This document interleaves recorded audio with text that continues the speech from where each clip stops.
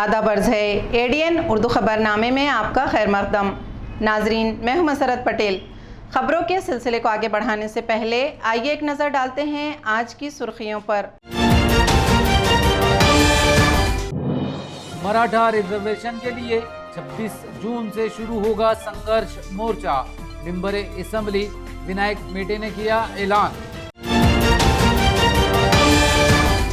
रिवायती तरीके तालीम से तलबा को जोड़ने के लिए मोहल्ला सतह पर शुरू होंगे 2 घंटे के school. All India ideal teachers association चला रही है मुहिम। मेंबर असेंबली अतुल सावे की ज्यादती के खिलाफ नौजवान ने शुरू की भूख हड़ताल। और पेट्रोल के बाद अब सब्जी तरकारी भी हुई अवाम की क़ुव्वत खरीद से बाहर। आसमान छूती महंगाई से बिगड़ा किचन का निज़ाम, सब्जी मंडियों में भी कारोबार हुआ मंदा। अब खबरें तफसील से। मराठा रिजर्वेशन बहाल करने के लिए शाहू महाराज की यौम पैदाइश के मौके पर संघर्ष मोर्चे का एहतमाम किया गया। मेंबर असेंबली विनायक मेटे ने आज एक प्रेस कॉन्फ्रेंस में मोर्चे की तफसीलात बतलाई। जून को मराठा आरक्षण के लिए बहुत बड़े पैमाने पर आरक्षण संघर्ष मेळावा होने जा रहा है। उसका नियोजन करने के लिए हम लोग पड़ेगांव औरंगाबाद में बैठे थे। हमारे सब नेता लोग थे।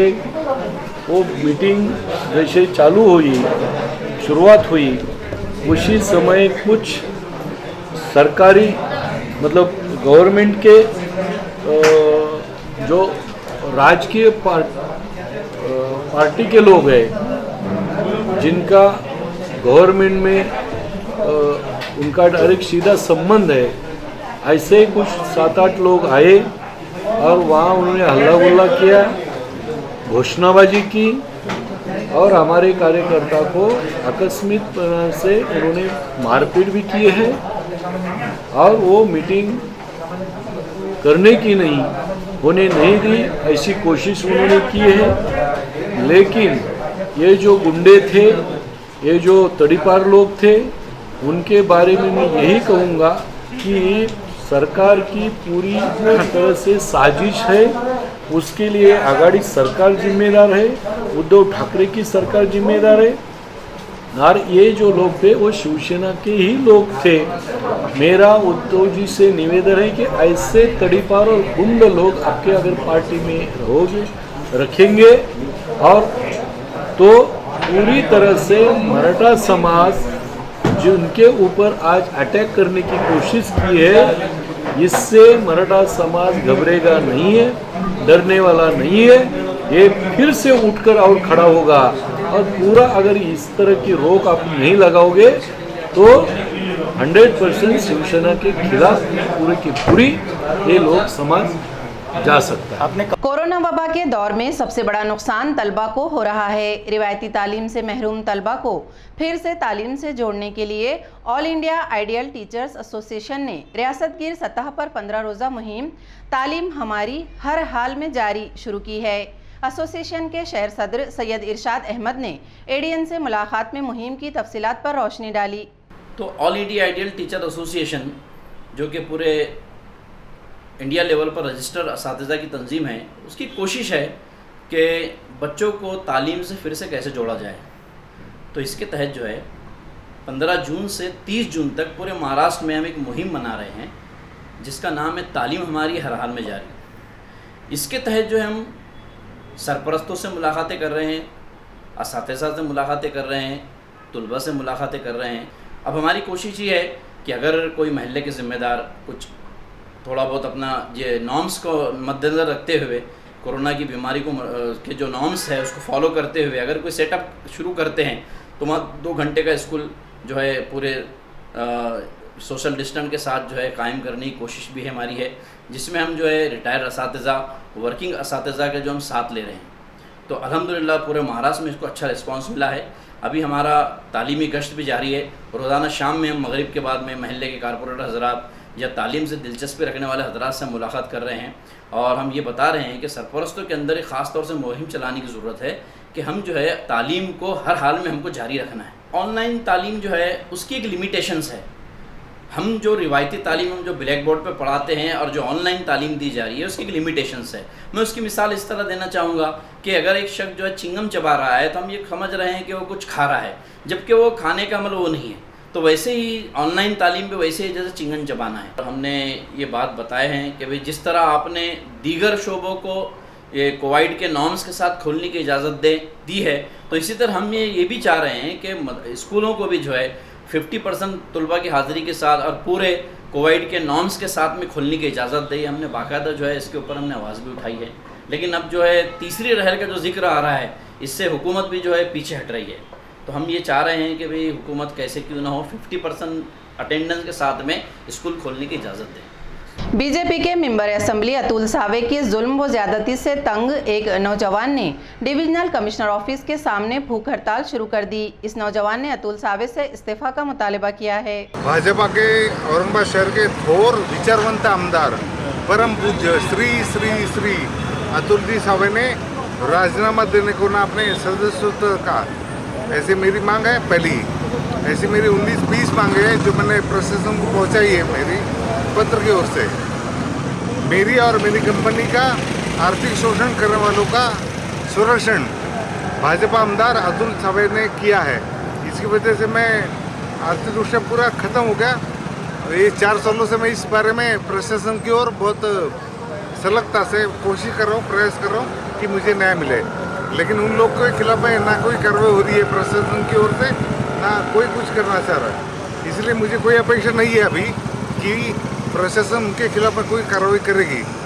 और अगर अतुल जी सावे साहब लोकशाही को मानते होंगे और भारतीय संविधान को मानते होंगे तो उनको मेरा आह्वान है, उन्होंने अपनी आमदरकी का विधानसभा सदस्यत्व का इस्तीफा देने को ना, अगर नहीं देते तो इसका मतलब वो मानते नहीं है भारत की लोकशाही को और भारत के संविधान को मानते नहीं है। ऐसा संदेश अपने आप चले जाएगा, सारी जनता को पता हो जाएगा। और औरंगाबाद मेरे बारे में तो न्याय मिलता नहीं से रहा, मुझे मिलता नहीं है, लेकिन जैसी मेरे पे नौबत आई है, जैसा बुरा समय मुझ पे आया है वैसा बुरा समय औरंगाबाद शहर के किसी भी नागरिक के ऊपर ना आए, इसलिए मैं आंदोलन कर रहा हूँ। मेरी अकेले की मांग कुछ भी नहीं बची अभी और मुझे कोई इच्छा भी नहीं है, अपेक्षा भी नहीं। मसरूफ सड़कों और रिहायशी इलाकों में बरसों से खड़ी गाड़ियों को हटाने के लिए कॉरपोरेशन ने कार्रवाई शुरू की है। म्यूनिसिपल इंतजामिया ने ऐसी गाड़ियों के मालिकान को 7 दिन की मोहलत दी है, जिसके बाद इन पर कार्रवाई होगी। शहर के रास्तों के किनारे पर हर 4 कदम के फासले पर आपको ऐसी कारें, जीप और ट्रक वगैरह खड़े नजर आएंगे जो बरसों से एक ही जगह पर खड़े हैं। कई गाड़ियां तो अब मट्टी में दफन भी होती जा रही हैं। ऐसी गाड़ियां साफ सफाई और ट्रैफिक में भी दुश्वारियां पैदा करती हैं। म्युनिसिपल इंतजामिया ने इस जानिब तवज्जो देते हुए शहर की सड़कों को भंगार गाड़ियों से पाक करने की मुहिम शुरू की। Deputy municipal commissioner Ravinder Nikam ने कॉर्पोरेशन की इस मुहिम की तफसीलात बताई। रस्त्यावरील ज्या गाड्या आहेत, भंगार गाड्या, त्या वर्षानुवर्षापासून पडलेल्या आहेत, सदर गाड्या स्वतःहून आपण नागरिकांनी काढून घ्याव्या। ज्याच्या गाड्या असतील त्यांनी त्या काढून घ्याव्या, नसता महानगरपालिकेकडून त्या उचलून जप्त करण्यात येतील व त्यांच्यावर प्रशासन गुन्हेसुद्धा दाखल करेल। यासाठी आम्ही जाहीर प्रकटनसुद्धा दिलेलं आहे। सिल्लोड़ में वाक़े एक तालीमी इदारे के जिम्मेदारों के खिलाफ कार्रवाई के लिए डिविजनल कमिश्नर ऑफिस के सामने अलामती हड़ताल की गई। मुतासरा अफराद ने इल्ज़ाम लगाया कि इस इदारे ने नौकरी के नाम पर इनसे लाखों रुपये हड़प करके धोखा दिया है। सिल्लोड शिक्षण संस्था संचलित नूतन बहुउद्देशीय महाविद्यालय या मुख्याध्यापक रतन आसाराम वाघ, त्याची पत्नी मंगल रतन वाघ, संस्थेचे अध्यक्ष जनार्दन रमाजी मस्के, सचिव राहुल जनार्दन मस्के या सर्वांनी संगनमत करून मनोज संपत गडकर, अनिल बनकर यांच्याकडून प्रत्येकी 5 लाख रुपये असे 10 लाख रुपये घेतलेले आहेत। 10 लाख रुपये घेऊन आज 5 वर्षे पूर्ण झालेली आहेत आणि नोकरीचे आदेश दिलेले नाहीत, नोकरी रुजू करून घेतलेलं नाही। एवढंच नाही, ज्यावेळेस ते पैसे परत मागण्यासाठी गेले तर त्यांना जीवे मारण्याची धमकी दिली। हातपाय तंगडे तोडण्याची धमकी दिली. अशा प्रकारे त्यांनी अनेक बेरोजगार लोकांकडून पैसे जमा करून लाखो रुपये जमा करून गडगंज संपत्ती जमा केलेली आहे, स्थावर मालमत्ता जमा केली आहे. तर आमची अशी मागणी आहे त्यांची स्थावर जंगम मालमत्ता सरकारने जमा करावी आणि ज्यांचे पैसे घेतलेले आहेत त्या मालमत्तेचा लिलाव करून संबंधितांना ते पैसे परत देण्यात यावेत. आणि हे जे रॅकेट आहेत जे लोकांना लुबाडतात, लाखो रुपयांची फसवणूक करतात, त्यांना किमान 5 वर्षासाठी औरंगाबाद जालना जिल्ह्यातून हद्दपार करण्यात यावं. खाम नदी से करीब रेत चोरी के मामले में 1.5 माह बाद होश में आए तहसील इंतजामिया ने महज पंचनामा करके अपनी जिम्मेदारी से पल्ला झाड़ने की कोशिश की. तहसील इंतजामिया की इस लीपापोती ने मामले को मजीद मशकूक बना दिया है. बैनुल अक़वामी शोहरत याफ्ता औरंगाबाद की तारीख में अहम हैसियत रखने वाली खाम नदी की रवानी को बहाल करने के लिए म्युनिसिपल इंतजामिया, छावनी बोर्ड के अलावा माहौलियात के तहफ़्फ़ुज़ के लिए सरगर्म मुख्तलिफ तंजीमें दिन रात काम कर रही हैं. दूसरी तरफ हिमायत बाग से महज चंद कदमों के फासले पर खाम नदी और उससे मुत्तसिल इलाका रेत माफिया की सरगर्मियों से बर्बाद हो रहा है. इंतजामिया और पुलिस की चश्मोपोशी से फ़ायदा उठाकर रेत माफिया इस इलाके से बड़े पैमाने पर रेत चोरी कर रहा है. ये गैर कानूनी कारोबार दीदा दिलेरी से बिना किसी रुकावट के जारी है. एडीएन न्यूज़ ने 6 मई को ये खबर दिखाई थी.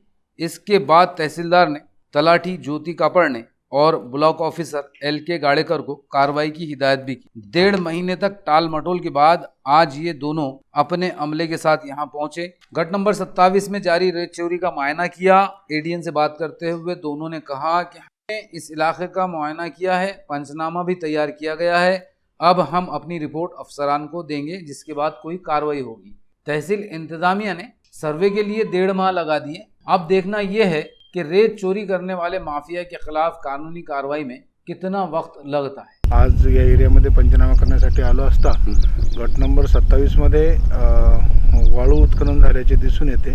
तिथे एक खड्डा आम्हाला आज रोजी दिसून आला. त्याचा रिपोर्ट आम्ही रीती प्रमाणे तहसील कार्यालयाला देऊ.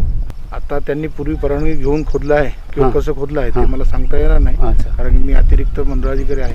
परंतु इथं आज रोजी खड्डा दिसतो त्याची आम्ही प्रॉपर तहसील कार्यालयाला रिपोर्ट देऊ. इथं आम्ही आमच्या एका खाजगी गटावर दुसऱ्या कामानिमित्त आलो असता तर तसेच खाम नदीच्या पात्रालगत असलेला गट नंबर 27 यामध्ये खोलीकरण केलेलं दिसून येतं. पूर्वीचंच आहे. त्यामध्ये आजूबाजूचा काही कचरा टाकण्यात आलेला आहे बऱ्यापैकी. आज रोजी उत्खनन करत असताना कुठलंही वाहन आढळून आलेलं नाही करता आम्हाला इथं जे आहे वरिष्ठ कार्यालयाला फक्त आम्ही रिपोर्ट करू शकतो. वाळू उपसा नाही आहे सध्या तरी, बेरात्रीला होतो हे नक्की, पण दिवसा आता सध्याच्या परिस्थितीला नाही. खबरें और भी हैं, लेकिन एक छोटे से वक्फे के बाद जल्द हाजिर होते हैं. आप देखते रहिए एडीएन उर्दू न्यूज़.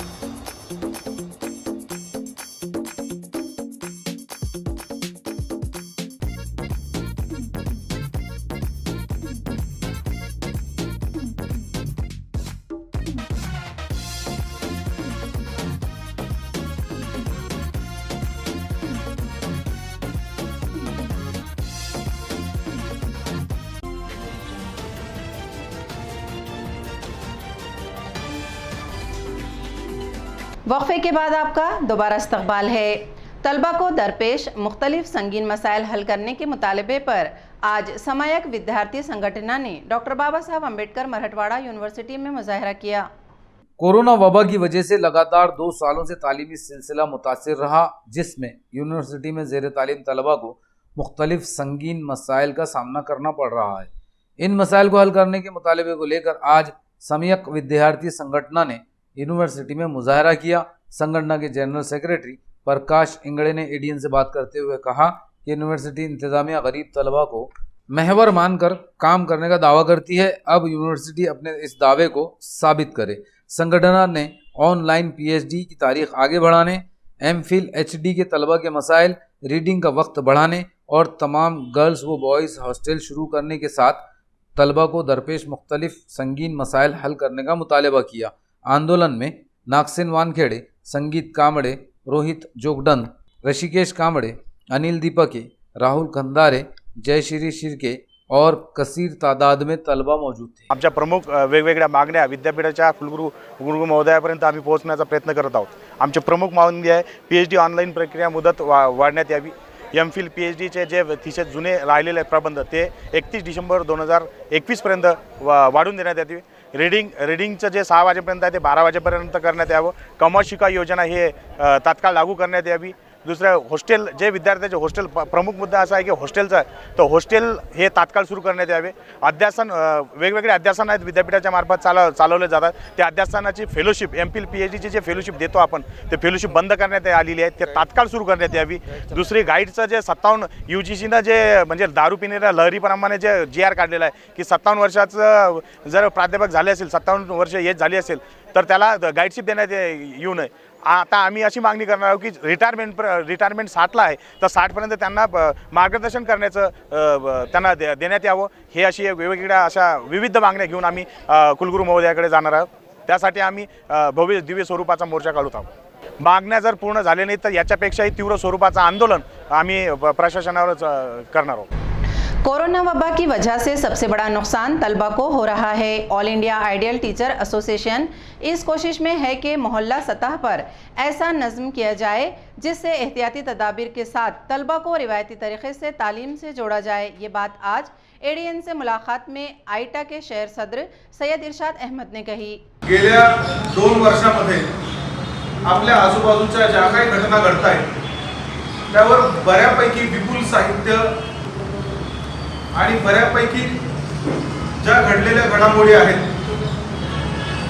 त्यावर लेख असतील, कथा असतील किंवा लेखनाचे साहित्याचे विविध कंगोरे असतील, लेखनाची विविध अंग असतील, त्या दृष्टिकोनातून बरचसं लिहिलं गेले। दवाखान्यांची काळी बाजू प्रकर्षाने या काळात पुढे आली। दवाखान्यांच्या माध्यमातून, रुग्णालयांच्या माध्यमातून कशा पद्धतीची लूट होते हे आपल्या सगळ्यांच्या समोर आले। 2 रुपयांची गोष्ट असेल तर 2000 रुपयांना विकली जाते हे एका इंजेक्शनच्या माध्यमातून आपण सगळ्यांनी पाहिले। आपल्याला उपचारासाठी लागणारा बेड मिळवायचा असेल किंवा उपचारासाठी लागणारा व्हेंटिलेटर मिळवायचा असेल, डॉक्टर उपलब्ध करून द्यायचे असतील, या काळामध्ये बरेच आप्तेष्ट मित्र, नातेवाईक मंडळी आपल्याला सोडून गेले। अशा परिस्थितीमध्ये जी वैद्यकीय क्षेत्राची नकारात्मक काळी बाजू समोर आली त्यावरती बराच काही उहापोह झाला, बऱ्या काही चर्चा घडल्या। या सगळ्या पार्श्वभूमीवर आजच्या काळामध्ये आपल्या देशातील पहिले, जे आजपर्यंत ही संकल्पना आरोग्य साहित्य संमेलनाची कोणी मांडली नव्हती, ती रुग्ण हक्क परिषदेने मांडली आहे। आणि म्हणून पहिले अखिल भारतीय मराठी आरोग्य साहित्य संमेलन औरंगाबाद नगरीत, औरंगाबाद शहरात घेण्याचे आम्ही गेल्या 8 दिवसांपासून होत असलेल्या आमच्या बैठकांमध्ये निश्चित केलेला आहे। गुज़िश्ता म्यूनसिपल इलेक्शन में बहुजन समाज पार्टी के 5 उम्मीदवार मामूली फर्क से हारे थे। इस बार पार्टी 25 सीटों पर जीत की तैयारी के साथ कॉरपोरेशन इलेक्शन में उतरेगी। ये बात आज बीएसपी के रियासती सदर संदीप तांजने ने कही। औरंगाबाद म्यूनसिपल कॉरपोरेशन इलेक्शन की तैयारियों के सिलसिले में आज यहां बहुजन समाज पार्टी के ओहदेदारों की मीटिंग में तबादला ख्याल किया गया। मीटिंग में पार्टी के रियासती सदर एडवोकेट संदीप ताजने, पंडित बोर्डे, महेंद्र सोनोने, समाधान जाधव, बाबा साहेब पगारे, जगदीश बेदवे और नदीम चौधरी के अलावा शहर व जिला के तमाम ओहदेदार और कारकुनान मौजूद थे। मीटिंग के बाद मीडिया से बात करते हुए संदीप ताजने ने कहा कि अगले इलेक्शन में पार्टी जीत के लिए पूरी तैयारी कर रही है। वार्ड के एतबार से जायजा लिया जा रहा है। शहर में पार्टी मजबूत है। 25 वार्डों में जीत की तैयारी की जा रही है। 26 जून से बीएसपी की जानिब से मेयर बचाओ मुहिम शुरू की जाएगी, जिसमें मुख्तलिफ प्रोग्रामों के जरिए शहरियान से राब्ता कायम किया जाए। संपूर्ण राज्यात आणि देशात कोरोनाच्या अशा परिस्थितीमध्ये सुद्धा औरंगाबाद शहरात आणि परिसरामध्ये बहुजन समाज पार्टीच्या पदाधिकाऱ्यांनी, कार्यकर्त्यांनी मोठ्या प्रमाणात लोकांना मदत करण्याचं काम केलं, लोकांच्या सुखादुखात दवाखान्यामध्ये उभं राहण्याचं काम केलं, अडीअडचणीमध्ये धावून जाण्याचं काम केलं। आगामी काळात महापालिकेची जी निवडणूक होणार आहे, मागच्या निवडणुकीमध्ये बहुजन समाज पक्षाचे 5 कॉर्पोरेटर, 5 नगरसेवक शहरामध्ये महापालिकेत जिंकून गेले होते। यावेळेस पक्षाचे लक्ष्य आहे की कमीत कमी 25 नगरसेवक हे बहुजन समाज पक्षाच्या निळ्या झेंड्यावर आणि हत्ती निशाणावरती औरंगाबाद महानगरपालिकेमध्ये पोहोचले पाहिजे। त्या अनुषंगानं आज आम्ही 26 तारखेला उद्याच्या 26 पासून आज आम्ही ठरवलंय आणि 26 तारखेपासून आम्ही संकल्प करत आहोत महापौर बनाव अभियान।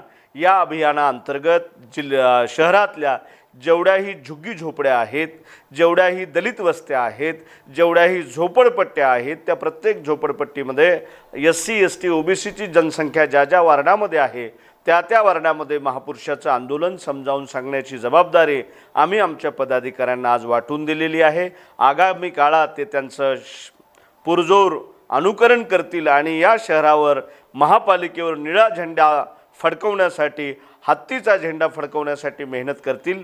हर्षनगर में कॉरपोरेशन का हेल्थ सेंटर दोबारा शुरू किया जाए, ये मुतालिबा राष्ट्रवादी कांग्रेस वस्ती असेंबली हल्के के नायब सदर अरशद अहमद ने म्युनिसिपल इंतजामिया से किया। शहर राष्ट्रवादी कांग्रेस की जानिब से आज एक मेमोरेंडम म्युनिसिपल एडमिनिस्ट्रेटर को पेश किया गया, जिसमें कहा गया है कि कुछ साल पहले हर्षनगर में कॉरपोरेशन का हेल्थ सेंटर चलाया जाता था, इसे बंद करके हडगों में मुंतकिल कर दिया गया, जिससे यहाँ के साकिनीन को इलाज के लिए दुश्वारी पेश आ रही है। इसलिए इंतजामिया फौरी इस हेल्थ सेंटर को दोबारा शुरू करे। आज हस्ती कुमार पांडे साहब को मैं एक मेमोरेंडम दिया है। जो कॉरपोरेशन में पिछले 5-6 साल से कॉरपोरेशन की अपनी मिल्कियत है जो बंद पड़ी है, वहाँ पर जो है एक ज़माने में जो है रात्रि निबंधन चालू था मंजूरपुरा हर्षनगर में, वो बंद हो गया है। और अभी फ़िलहाल में वहाँ पर जो है कचरा कुंडी बनी हुई है और वहाँ पर रात में दारू पी जाती है, जुआ खेला जाता है। तो मैंने पांडे साहब को एक लेटर दिया है और उनसे रिक्वेस्ट किया कि आप मेरे अपने एरिया के अंदर जो हर्षनगर में हॉस्पिटल हुआ करता था, मेरे गरीब के महल्ले के जो गौर गरीब बस्ती के लोग हैं उनको हड़कों में जाने में बहुत तकलीफ़ हो रही है। तो मैं ये चाह रहा हूँ कि फिर से वो हॉस्पिटल मेरे अपने एरिया में आ जाए और गरीबों को जो है तो वहाँ पर विविध जाति के लोग हैं उन सबको जो है आराम पहुँचेगा। अगर वहाँ स्टार्ट हो गया तो मेरी कमिश्नर साहब से पर्सनल रिक्वेस्ट है कि आप उसके ऊपर थोड़ा सा ध्यान दीजिए। ईंधन रसोई गैस के बाद अब सब्जी तरकारी के आसमान छूते दामों ने आवाम के किचन और बजट का निज़ाम बिगाड़ कर रख दिया। 4 गुना दामों की वजह से अब सब्जी भी आवाम की क़ुव्वत ख़रीद से बाहर हो चुकी है। महंगाई से सब्जी मंडियों में कारोबार भी गिरता जा रहा है। कोरोना वबा, लॉकडाउन जैसी मुसीबतों का सामना कर रही आवाम पर ईंधन की कीमतों में ज़बरदस्त इजाफा दोहरी मार साबित हुआ। अब मौसम के तगय्युरात से सब्जी तरकारी की पैदावार मुतासिर होते ही मंडियों में भी सब्जियों के भाव 4 गुना से ज़्यादा बढ़ गए। आलू, प्याज, टमाटे और दीगर सब्जियों के दाम जो कल तक 10 रुपये से 20 रुपये किलो थे, अब बढ़कर 40 रुपये से 60 रुपये किलो तक पहुंच गए हैं। कीमतों में ज़बरदस्त इजाफे का असर आवाम के किचन और बजट पर भी पड़ा है। अब मंडी में आने वाले खरीदार भी मोहतात होकर अपने बजट के एतबार से खरीदारी कर रहे हैं, जिससे सब्जी फरोशी का कारोबार भी मुतासिर हुआ है। मुकुंदवाड़ी सब्जी मंडी में शहरियान और सब्जी फरोशों ने एडीएन से बात करते हुए महंगाई का रोना रोया। मालाची खूप भाव वाढलेले आहे। जे माल 10 रुपये किलो, 20 रुपये किलो विकायचा तो 40 रुपये किलो, 50 रुपये किलो झालेला आहे। मेथीची गड्डी 5 रुपयाला विकायचो आम्ही, ती आता 15-20 रुपयाला झालेली आहे। म्हणजे पाऊस टेमावर नाही आला, लेट झाला। म्हणजे आता अपेक्षा होत्या जून महिना पुढे ढकलला, जून महिना संपत आला तरी पाऊस नाही आला।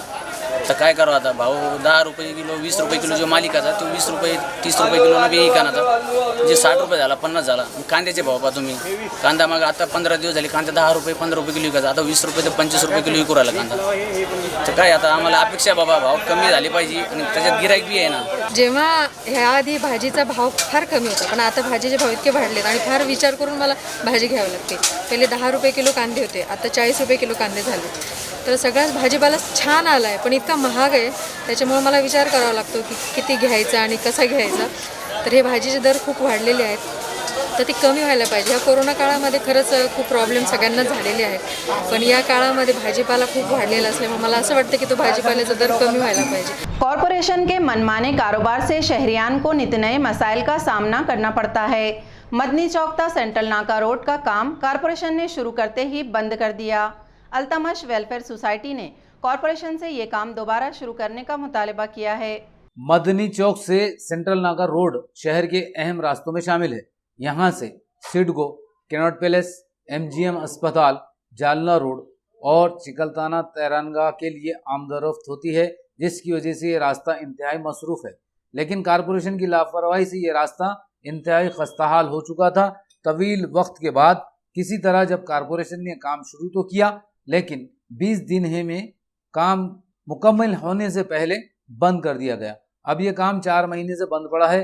अल्तमश वेलफेयर सोसाइटी के मुजफ्फरुद्दीन सिद्दीकी और दीगर मेंबरान ने म्यूनसिपल एडमिनिस्ट्रेटर आस्तिक कुमार पांडे से मुलाकात करके उन्हें एक मेमोरेंडम पेश किया और ये काम फौरी शुरू करने का मुतालबा किया। खबरें खत्म करने से पहले आइए एक बार फिर नजर डालते हैं आज की सुर्खियों पर।